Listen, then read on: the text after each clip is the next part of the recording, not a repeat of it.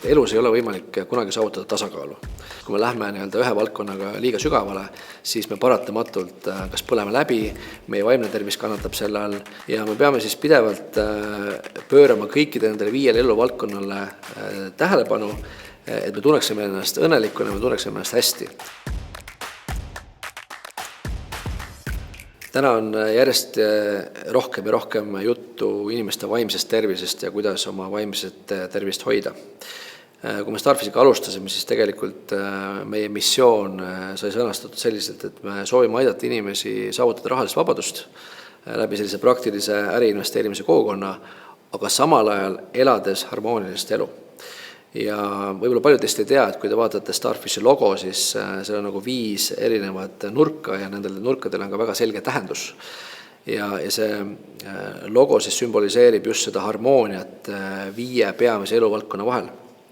Need 5 eluvaldkond on siis sisemaailm, tervis, raha, suhted ja töö või eneseteostus.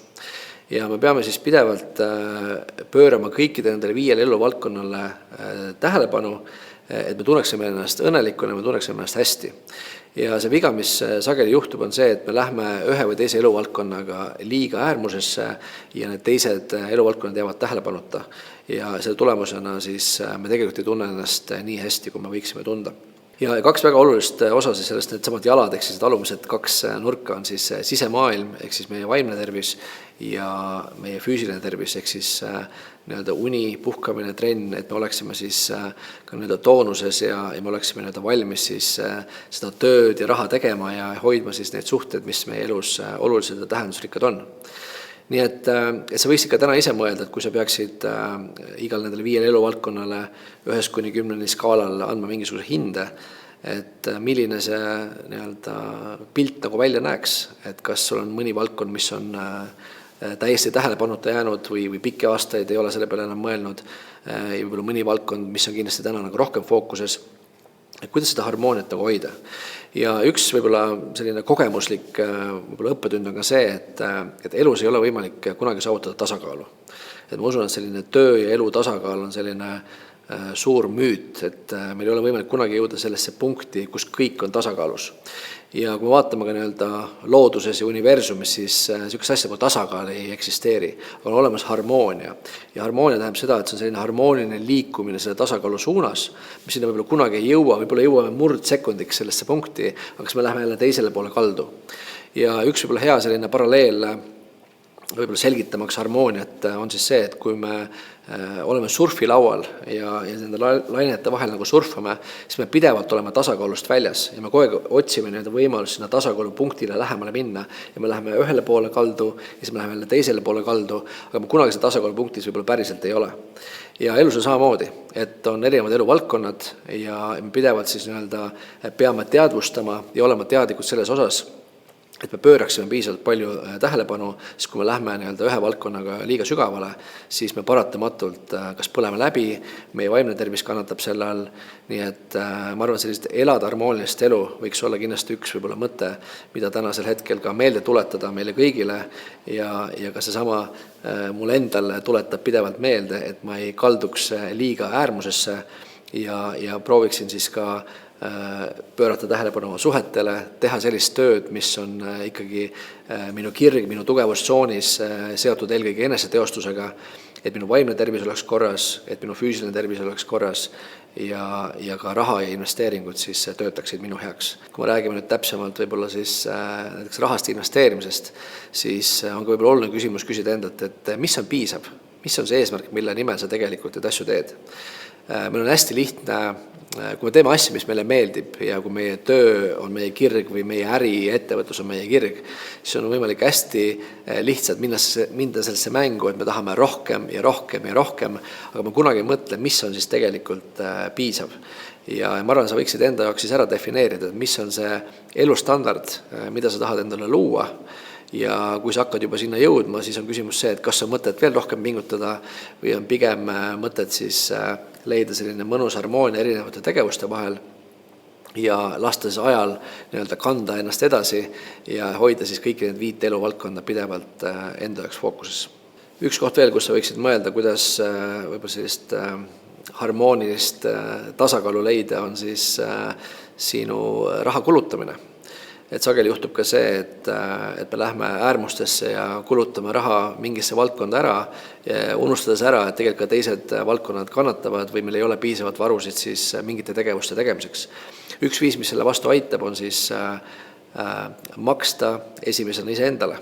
Ehk siis kasutada seda süsteemi, kus sa igal palgapäeval ühest sellisest suurest serveerimislaualt jagad siis erinevatesse purkidesse või erinevatele kontodele oma raha laiali, mis on juba ette määratud, et nendeks valdkondadeks mul on vaja varusid koguda ja sa hakkad siis tegema kulutusi vastavalt selles ulatuses, mis on sellel kontol olemas.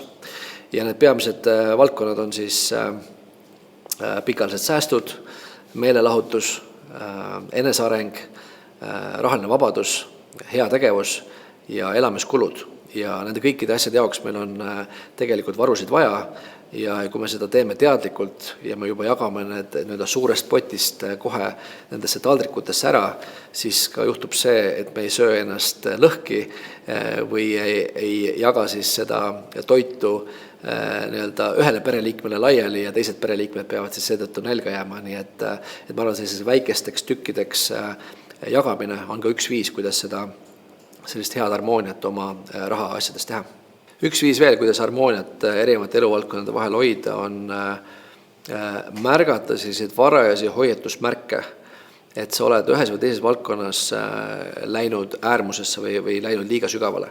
Üks võib-olla näide enda elust oli see, et kui ma oli perioode elus, kus ma olin väga aktiivselt tööga seotud, siis iga kord, mis juhtus, oli see, et ma lõpetasin trennis käimise.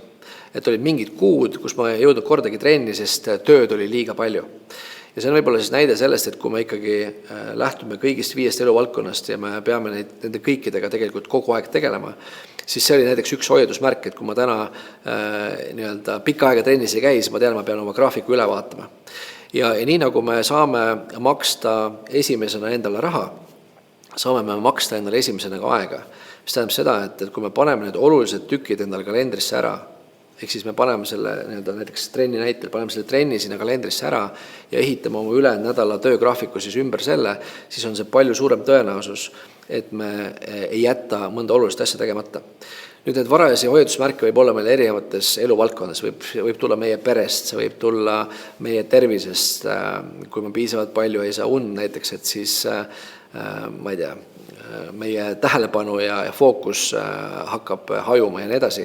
Nii et sa võiksid praegu mõelda, et mis on need hoiatusmärgid, mis sinu puhul näitavad seda, et sa oled ühes või teises eluvaldkonnas kaldunud liiga kaugele. Et on see koht, kus oleks aeg tulla tagasi sinna tsentri poole, sinna tasakaalupunkti poole ja mingid korrektuure oma elus teha.